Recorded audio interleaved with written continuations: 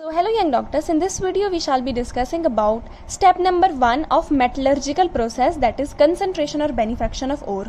और इसमें हम क्या करते हैं, और में से जितनी भी अर्थी या सिलीशियस इम्प्योरिटीज़ हैं जिनको गैंग या मैट्रिक्स कहते हैं उसको रिमूव करते हैं और ओर को बिल्कुल कॉन्सेंट्रेट कर देते हैं ताकि उसमें कोई भी इम्प्योरिटीज़ जो है नहीं बचे और सिर्फ ओर के ही पार्टिकल ज़्यादा हों। और इसमें हम मतलब इसमें पहले कंसंट्रेट करने से पहले जो बड़े बड़े लम्प्स होते हैं ना, और को उसको पहले क्रश करना है स्मॉल पीसेस में क्रशर में डाल के।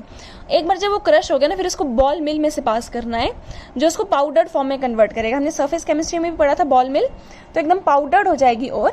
अब इस पाउडर्ड ओर को हमने कंसंट्रेट करना होता है। सो इसमें पहला method employed is hand picking. अगर जो इसके पार्टिकल्स हैं ना, गैंग के पार्टिकल्स हैं, अगर वो बड़े हैं और नेक्ड आई से दिख सकते हैं तब हम उनको हैंड पिकिंग से भी अलग कर सकते हैं। सेकंड मेथड थोड़ा सा समझने वाला है, हाइड्रोलिक वॉशिंग इसको कहते हैं, या इसको लेविगेशन भी कहते हैं, या इसको ग्रेविटी सेपरेशन भी कहते हैं। नाम से ही पता चल रहा है हाइड्रोलिक मीन्स यहाँ पे क्या यूज होने वाला है, वाटर। और ग्रेविटी सेपरेशन मतलब कोई चीज भारी होगी और कोई चीज हल्की होगी तभी वाटर डालने पर वो अलग हो रहा है। जैसे अगर बर्तन ले लो, बर्तन भारी है लेकिन उसमें अगर रेत या मिट्टी लग जाए तो उसमें हम धो के भी अलग कर सकते हैं क्योंकि बर्तन भारी है वहीं पर रहेगा, लेकिन जो रेत या मिट्टी है वो हल्की है और वो वॉश आउट हो जाएंगे। Same is the case with hydraulic washing.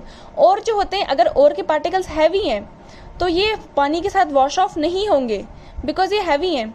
और जो गैंग के पार्टिकल्स हैं अगर वो लाइट है तो अगर हम उसमें वाटर डालेंगे तो गैंग के particles will be washed off and only ore will remain.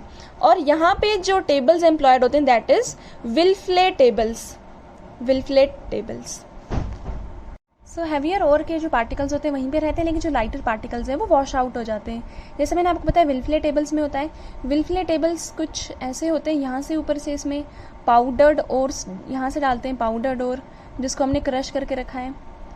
उसके बाद यहाँ से एक अपवर्ड स्ट्रीम वाटर की लगाते हैं, यहाँ से आता है वाटर, ये वॉश आउट हो जाएगा। और यहाँ पे कुछ वाइब्रेटिंग टेबल्स होते हैं। वाइब्रेटिंग टेबल्स के बीच में ऐसे लाइन्स होती हैं रोज में। इन रोज में क्या होते हैं, स्लिट्स होते हैं। यहाँ पे इन रोज में स्लिट्स होते हैं, ठीक है। तो यहाँ पे स्लिट्स वगैरह होते हैं और यहाँ पे होता है, यहाँ से हम कलेक्ट कर लेते हैं बाद में जब प्रोसेस खत्म हो जाएगी तो यहाँ से हम और को कलेक्ट कर लेंगे और जो गैंग के पार्टिकल्स है ना वो यहाँ पे आके गिर जाएंगे नीचे। यहाँ पे आके गिर जाएगा गैंग का पार्टिकल और यहाँ से हम पाउडर्ड ओर डालेंगे। यहाँ से इसके साथ स्ट्रीम ऑफ वाटर भी डाल रहे हैं, ये वाटर पूरा यहाँ पे आ जाएगा।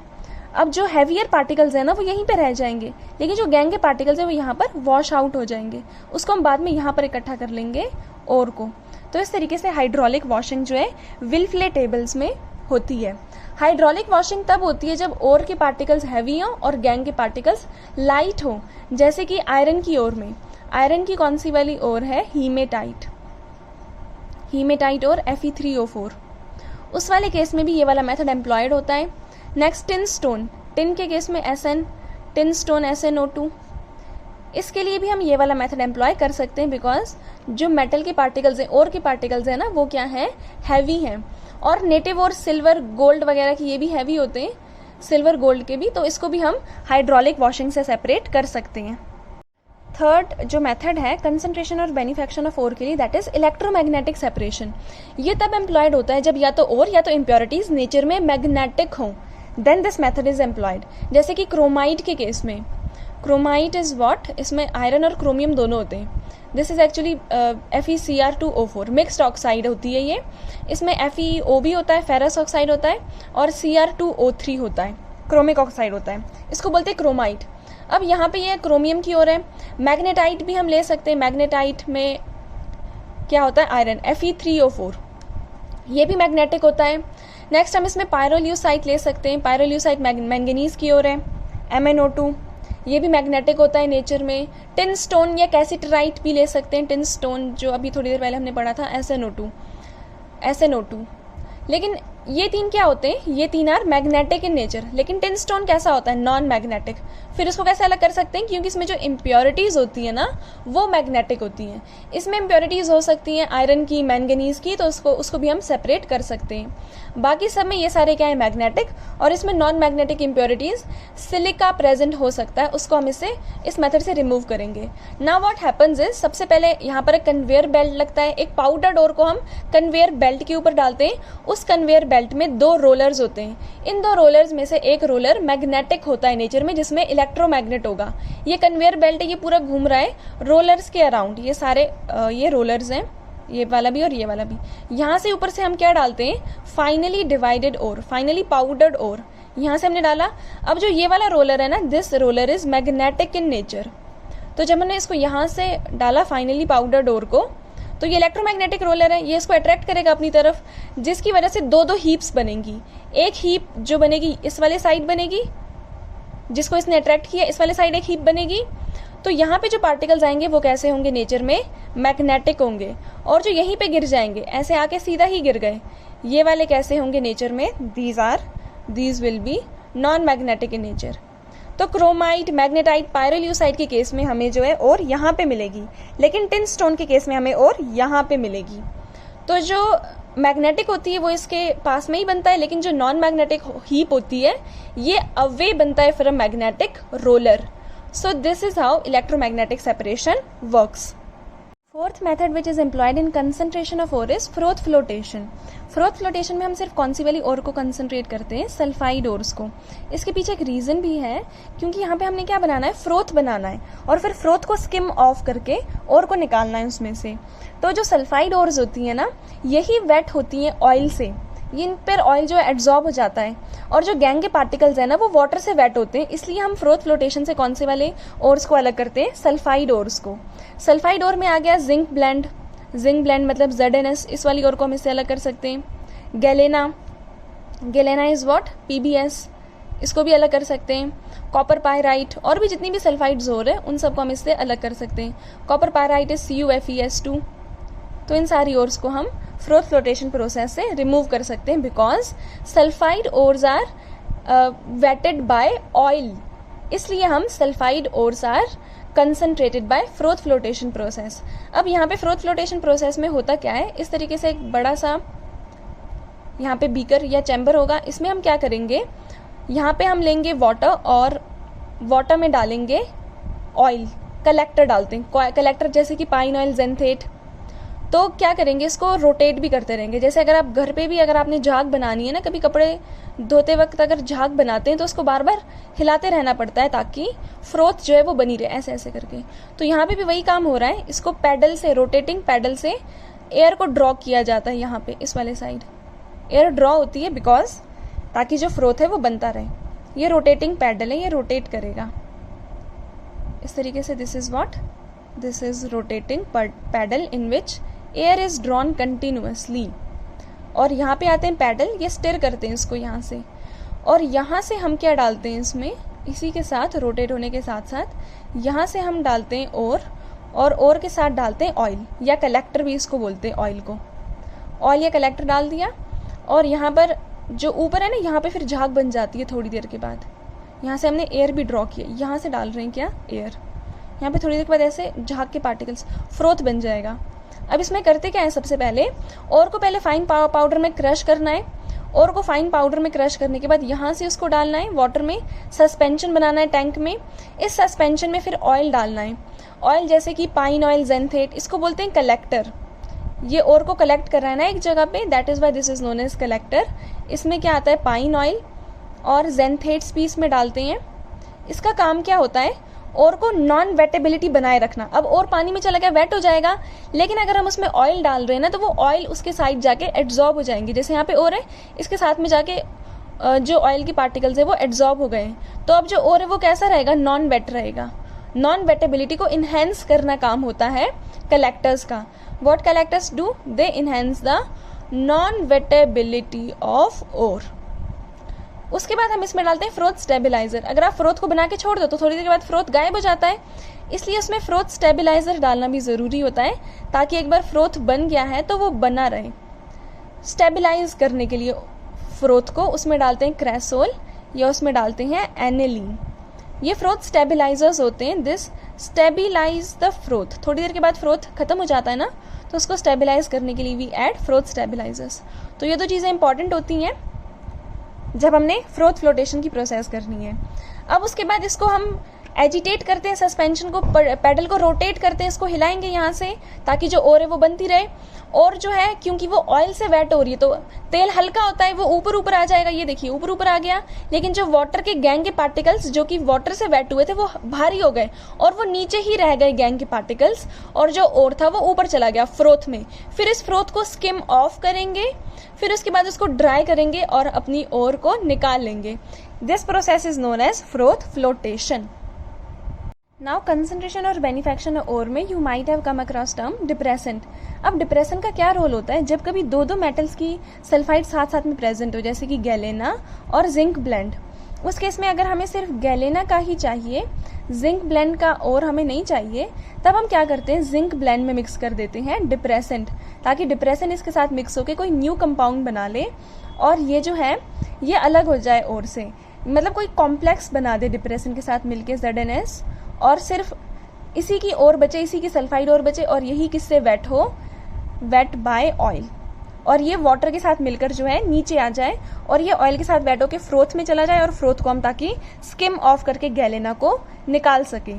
सो इसी को बोलते हैं डिप्रेसेंट। और इस केस में जो डिप्रेसेंट यूज होता है ना, डिप्रेसेंट मतलब वही हो गया, it prevent one type of sulphide ore from coming into the froth. इसने जिंक ब्लेंड को प्रिवेंट कर दिया, so this is a depressant for zinc blende. Now what happens, इस केस में हम ZnS के साथ जो हम मतलब ये लेते हैं depressant, that is NaCN, sodium cyanide. अब सोडियम साइनाइड जो है ये सिर्फ जिंक के साथ ही रिएक्ट करेगा ZnS के साथ, और इसके साथ ये बनाता है कॉम्प्लेक्स, अगर ये पूरी रिएक्शन लिखे तो NaCN plus ZnS zinc blende, ये कॉम्प्लेक्स बनाएगा जिसको बोलते हैं एक कोऑर्डिनेशन कॉम्प्लेक्स बनता है ZnCN होल 4 और Na2S जो है अलग हो जाएगा। नाउ ये जो कॉम्प्लेक्स बनाना, दिस इज सोडियम टेट्रासाइनोजिनसेट, यहाँ पे जिंक पर -4 +2 चार्ज आ रहा है ना, सो इसका नाम होता है सोडियम, ये हम उसमें पढ़ेंगे कोऑर्डिनेशन कंपाउंड्स में, सोडियम टेट्रा साइनाइड 4 बार है तो सोडियम टेट्रा साइनो और जिनसेट, इस पर चार्ज कितना है 2, सो ये बनता है सॉल्युबल कॉम्प्लेक्स। अब ये अलग हो गया सोडियम जिंक ब्लेंड, तो अब सिर्फ क्या बच गया, गैलेना बच गया, और गैलेना कहाँ जाएगा, ओर में, और ये किस में चला जाएगा, नीचे वाटर में ही रह जाएगा, और वो ऊपर किस में चला जाएगा, फ्रोथ में। इसकी वजह से हमें फ्रोथ में सिर्फ क्या मिलता है, लेड सल्फाइड की ओर मिलेगी। So this is the role of depressant in froth flotation process. So fifth method which is employed in the concentration of ore is leaching. Leaching में हम क्या करते हैं, पाउडर्ड ओर में कोई रिएजेंट डालेंगे, हमारे पास ओर थी, ओर में कोई ऐसा सुइटेबल रिएजेंट डालेंगे जो सिर्फ ओर को डिसॉल्व करके कोई कॉम्प्लेक्स बना। नाउ ये रिएजेंट क्या हो सकता है, एसिड हो सकता है, बेस हो सकता है, कोई और केमिकल हो सकता है जो सिर्फ ओर को डिसॉल्व करे, इम्प्योरिटीज को डिसॉल्व नहीं करे। So that method is known as leaching. Now leaching bauxite ore के लिए भी होती है। बॉक्साइट ओर की लीचिंग के लिए एक प्रोसेस है, इसका नाम है बेयस प्रोसेस।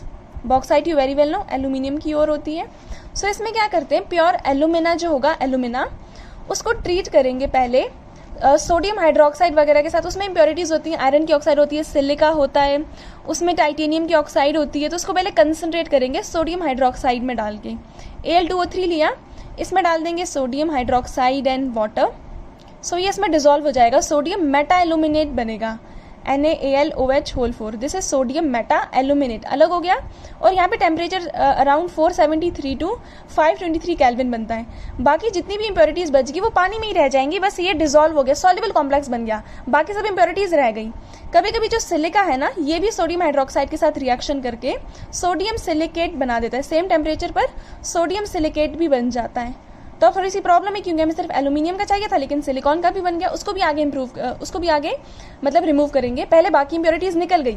अब जो सोल्यूशन बना ना, इसको फिल्टर करेंगे, फिर ठंडा करेंगे, फिर उसकी न्यूट्रलाइजेशन करते हैं CO2 के साथ, फिर सिर्फ एल्यूमिना बच जाएगा। तो अब जो हमने सोल्यूशन बनाया ना, उसमें हम डालेंगे, उसका न्यूट्रलाइजेशन कर रहे हैं। 2 मोल्स ऑफ CO2 डाला, न्यूट्रलाइजेशन होगी, एल्यूमिना बनेगा Al2O3.x मोल्स ऑफ H2O, और यहाँ पे निकलेगा सोडियम बाइकार्बोनेट। ये प्रेसिपिटेट आउट हो गया, एल्यूमिना बन गया, सोडियम सिलिकेट निकल गया, इंप्योरिटीज निकल गई। हमने फिर इसको फिल्टर करना, इंप्योरिटीज वहीं पे रहेगी, बस इसने फिर से सॉल्युबल कॉम्प्लेक्स बना दिया। फिर से हम इसको फिल्टर करेंगे, वॉश करेंगे और हाई टेम्परेचर पर हीट करेंगे ताकि जितने भी हाइड्रेट या वाटर के मॉलिक्यूल्स हैं ये रिमूव हो जाएं। नेक्स्ट Al2O3 जो होगा, वाटर मॉलिक्यूल्स हाइड्रेट है, ये एल्यूमिना हाइड्रेट। इसको ज़्यादा टेम्परेचर पर अगर हम हीट करें तो क्या होगा, सिर्फ एल्यूमिना बच जाएगा और वाटर के मॉलिक्यूल्स जो हैं वो रिमूव हो जाएंगे, वेपर बन जाएंगे। और क्योंकि वाटर का आपको पता है बॉइलिंग पॉइंट 100 डिग्री सेल्सियस, इतने ज़्यादा टेम्परेचर पे वो वेपर बन के निकल जाएगा, सिर्फ इसके प्रेसिपिटेट्स बच जाएंगे एल्यूमिना के। सो this is how alumina is concentrated by the process of Bayes process. Sodium hydroxide and water डालते हैं ताकि ये एल्यूमिना को सॉल्युबल करे, उसको डिसॉल्व कर ले। फिर इस डिसॉल्व्ड कॉम्प्लेक्स में फर्दर न्यूट्रलाइजेशन करते हैं ताकि एल्यूमिना हाइड्रेट बने, हीट करेंगे ताकि एल्यूमिना बन के निकले। This process is known as Bayer's process. So concentration और बेनिफैक्शन ऑफ ओर में अगर हम सिल्वर और गोल्ड की ओर की लीचिंग करें उसको बोलते हैं मैकआर्थर फॉरेस्ट साइनाइड प्रोसेस, क्योंकि यहाँ पे साइनाइड लेते हैं। सो इनका सॉल्युबल कॉम्प्लेक्स बनाएंगे सिल्वर का या गोल्ड का, इसको सोडियम साइनाइड में या पोटेशियम साइनाइड में डिसॉल्व करके इस तरीके से इनका कॉम्प्लेक्स बनेगा और इम्प्योरिटीज बच जाएंगी। फिर इम्प्योरिटीज को हम फिल्टर ऑफ कर सकते हैं। तो इस तरीके से सिल्वर और गोल्ड में से इम्प्योरिटीज को निकाला जाता है। सिल्वर के लिए सबसे पहले क्या करते हैं, सिल्वर लेंगे, उसमें डाल देंगे NaCN सोडियम साइनाइड, उसमें डालेंगे वाटर और ऑक्सीजन को पास करेंगे, साथ साथ एयर भी यहाँ से पास करते रहेंगे। यहाँ पे सॉल्युबल कॉम्प्लेक्स बनेगा NaAgCN2, इसको बोलेंगे सोडियम डाइसाइनो अर्जेंटेट। आप इस पे निकाल सकते हैं वो चार्ज। यहाँ पे अगर इस रिएक्शन को बैलेंस कर लें तो यहाँ पे कितने हैं, 4 हैं, यहाँ पे भी 4 हो जाएंगे। NaCN होता है 8, यहाँ पे होंगे 2। सो यहाँ पे 2 2 ज़ा 4 हाइड्रोजन, ठीक है, 2 ऑक्सीजन है, 2 2 और 2 4, यहाँ पे भी 4 है। CN यहाँ पे कितने, 4 2 ज़ा 8, यहाँ पे भी 8 है। सोडियम यहाँ पे कितने हैं, सोडियम यहाँ पे एक्चुअली यहाँ पे निकल आएगा, नॉट OH बट NaOH। हाँ, तो इस तरीके से रिएक्शन होगी बैलेंस। सो सिल्वर यहाँ से बन जाएगा, ये कौन सा बन गया, सॉल्युबल कॉम्प्लेक्स बन गया सिल्वर का, और जितनी भी इंप्योरिटीज थी वो निकल गई।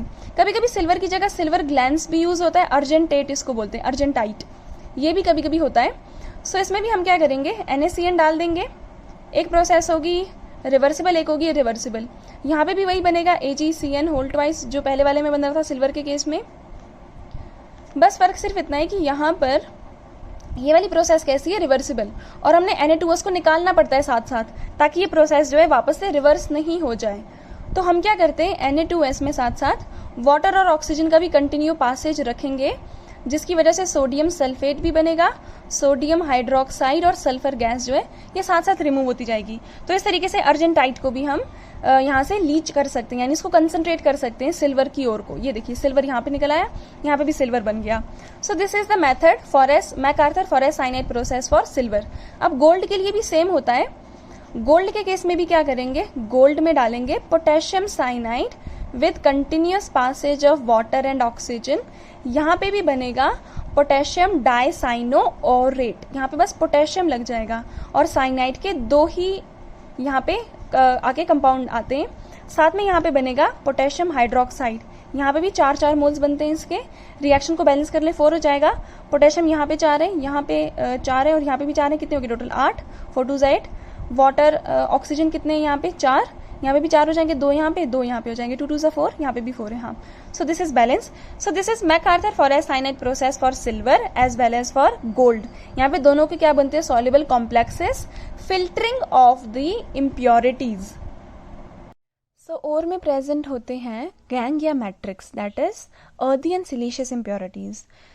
ओर में से हमें मेटल निकालना है। मेटल को निकालने के लिए first we have to remove this impurities and this is done under the process concentration और beneficiation of ore, also called as ore dressing. तो हमने यहाँ पे गैंग या मैट्रिक्स को रिमूव करना है, इसके लिए डिफरेंट मेथड्स एम्प्लॉयड है। First kind of method is hydraulic washing, levigation, gravity separation. यहाँ पे ग्रेविटी के बेसिस पर, वेट के बेसिस पर सेपरेट होता है ओर फ्रॉम इट्स गैंग।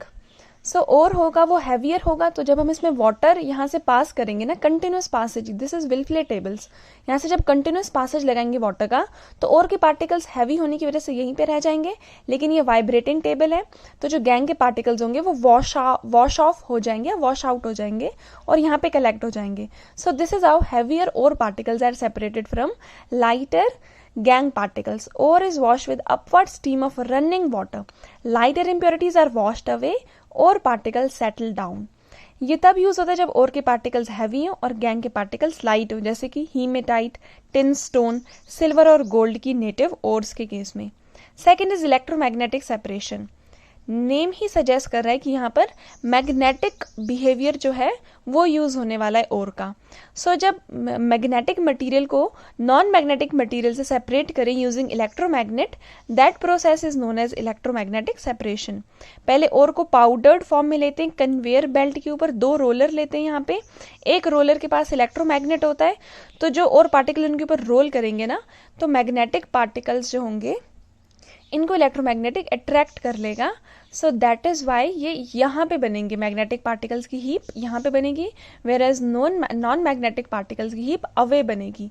सो ये मैग्नेटिक रोलर के बिलो बनेगी जस्ट मैग्नेटिक पार्टिकल्स की हीप. ये तब होता है जब या तो और मैग्नेटिक हो या फिर हम कह सकते हैं इम्प्योरिटीज मैग्नेटिक हो, जो हमें चाहिए, जैसे कि मैग्नेटाइट, पायरल्यूसाइट, क्रोमाइट के केस में दीज ऑल आर मैग्नेटिक. तो ये यहाँ पे इकट्ठा हो जाएगा और गैंग के particles will form a heap here. Whereas tin stone के केस में टिन स्टोन नॉन मैग्नेटिक है, तो टिन स्टोन यहाँ पे बनेगा और जितनी भी मैग्नेटिक उसमें गैंग है वो यहाँ पे आ जाएगा, magnetic impurities. So this method is employed in these cases. Third is froth flotation. Froth flotation में सेलेक्टिवली हम हाइड्रोफोबिक मटेरियल को हाइड्रोफिलिक से अलग करते हैं. अब हाइड्रोफिलिक में क्या डिफरेंस है? हाइड्रोफोबिक हो गया जो कि मतलब सरफेस ऑफ सल्फाइड और which is wetted by oil, तो ये हाइड्रोफोबिक हुआ. जबकि जो गैंग है they are wetted by water, ये हाइड्रोफिलिक होगा.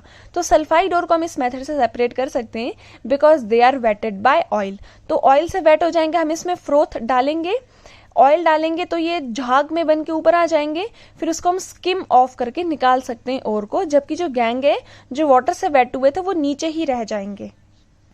सो ओर को पाउडर्ड फॉर्म में लेते हैं, वाटर के साथ मिक्स करते हैं, कलेक्टर डालते हैं विच इज पाइन ऑयल ज़ेंथेट, ताकि और पार्टिकल्स की नॉन वेटेबिलिटी रहे, वो ऑयल में ही जाके डिजोल्व हो या ऑयल को ही एब्जॉर्ब करे अपनी सरफेस पर.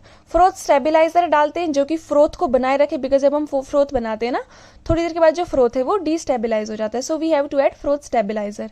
सस्पेंशन को एजिटेट करते हैं और कंटिन्यूअस पैसेज भी मेंटेन रखते हैं एयर का. अब जो और के पार्टिकल्स थे विच वर प्रेफरेंशियली वेटेड बाय ऑयल वो लाइट होके ऊपर आ जाते हैं सरफेस पर, फ्रोथ में आ जाते हैं, और जो गैंग के पार्टिकल्स हैं वो बॉटम ऑफ द टैंक में ही रह जाते हैं.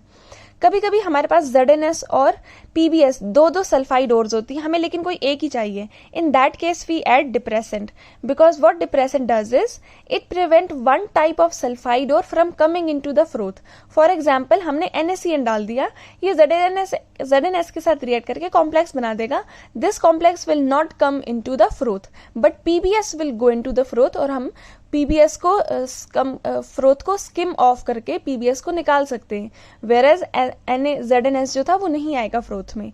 सो this is done when two kind of ore are present, we add depressant. Fourth method is leaching. Leaching में क्या करते हैं, पाउडर्ड ओर में रिएजेंट डालेंगे, ईदर एसिड, बेस और केमिकल, जो कि ओर को डिसॉल्व कर लेगा लेकिन इंप्योरिटीज को डिसॉल्व नहीं करेगा. तो इंप्योरिटीज रह जाएंगी, और सॉल्युबल कॉम्प्लेक्स में चला गया. बाद में हम उस सॉल्युबल कॉम्प्लेक्स की डिस्प्लेसमेंट करके अपना मेटल निकाल सकते हैं. That is another method. So यहाँ पे बॉक्साइट ओर की लीचिंग करते हैं बेस प्रोसेस से. एल्यूमिना लेंगे, सोडियम हाइड्रोक्साइड डालेंगे, सोडियम मेटा एल्यूमिनेट बनेगा, और सिलिका जो है ये भी साथ में डिसॉल्व हो जाता है. कुछ इंप्योरिटीज पीछे रह जाती हैं. फिर सोल्यूशन को फिल्टर करेंगे, कूल करेंगे, न्यूट्रलाइज करेंगे, हाइड्रेटेड एल्यूमिना बन गया, सिलिका रह गया वहीं पे, ये डिसॉल्व हो गया. फिर हमने हाइड्रेटेड एल्यूमिना को हीट करेंगे तो सिर्फ एल्यूमिना बचेगा. सो this is how hydrated alumina is formed from the ore of bauxite, and this process is known as Bayes process. Next is leaching of silver and gold ore. MacArthur Forrest cyanide process. Native silver या gold को लेंगे, इनको treat करेंगे sodium cyanide या potassium cyanide के साथ with continuous supply of air. Silver और gold oxidise हो जाते हैं, जो कि Cn नेगेटिव के साथ कंबाइन करके सॉल्युबल कॉम्प्लेक्स बनाते हैं. Sodium dicyano argentate, potassium dicyano aurate. तो ये 2 कॉम्प्लेक्सेस बने सॉल्युबल कॉम्प्लेक्सेस. सो इस तरीके से लीचिंग होती है सिल्वर या गोल्ड की. यहाँ पर हम अर्जेंटाइट को भी यूज कर सकते थे, सिल्वर की जगह Hg2S को भी. पर सिल्वर और गोल्ड को हम ज़्यादातर यूज़ करते हैं यहाँ पर। This process is known as MacArthur Forrest cyanide process. अब एक बार और कंसनट्रेट हो गई है, फिर और में से क्या निकालना है, metal, that is process number 2। सो ये पहला स्टेप था। अब हम सेकेंड स्टेप की तरफ प्रोसीड करेंगे इन द नेक्स्ट वीडियो।